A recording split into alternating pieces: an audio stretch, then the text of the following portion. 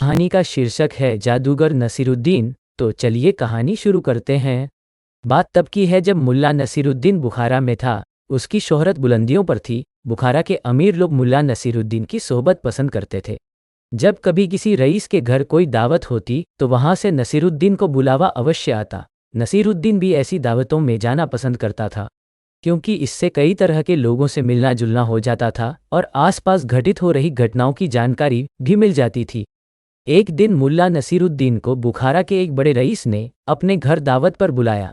Rice के घर पोते ने जन्म लिया था। पोते के जन्म से रईस बहुत खुश था। रईस ने बड़ी शान से पोते के जन्म का जश्न मनाने का फैसला किया था, इसलिए दावत में हर तरह के पकवान का इंतजाम उसने किया। इस व्यवस्था के साथ ही उसने इस दावत में बुखारा के सभी नामी गिरामी लोगों को बुलावा भेजा था तथा मुल्ला नसीरुद्दीन जैसे लोगों से खुद मिलकर गुजारिश कराया था कि वे उसके घर दावत में जरूर आएं। दावत के समय जब मुल्ला नसीरुद्दीन रईस के घर पहुंचा, उस समय तक रईस के लगभग सभी अतिथि वहां आ चुके थे। अतिथियों के बीच मुल्ला नसीरुद्दीन अपनी पतली लंबी दाढ़ी और नोकदार टोपी के कारण सबके आकर्षण का केंद्र बना हुआ था। लोग चौकड़ियों में खड़े बातें कर रहे थे।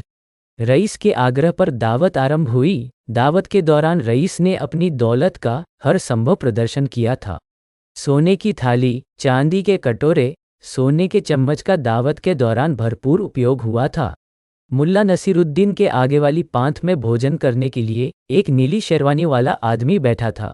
मुल्ला ने देखा कि उसने सोने का एक चम्मच, जिसके बैंड पर हीरे जड़े थे, अपने बाएं हाथ से उठाया और इधर उधर देखते हुए उस चम्मच को चुपके से शेरवानी की बाईं जेब के हवाले कर दिया। यह काम उसने इतनी चालाकी से किया था कि उसकी इस हरकत का पास बैठे लोगों को भी अंदाजा नहीं लगा। मुल्ला नसीरुद्दीन उस व्यक्ति पर अपनी निगाहें टिकाए रहा।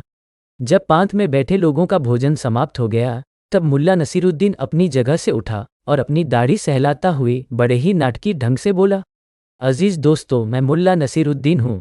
कुछ दिन पहले मैं चीन के एक जादूगर का मेहमान था। मैंने जादूगर से कुछ रोचक और रोमांचक जादू सीखा है।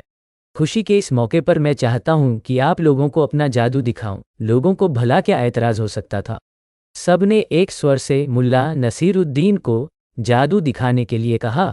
मुल्ला नसीरुद्दीन ने अपनी थाली से सोने का चम्मच निकाला और सबको दिखाते हुए कहा, दोस्तों देखो, मैंने यह चम्मच अपनी शेरवानी की बाई जेब में रखी। अच्छा, बताओ चम्मच कहाँ है?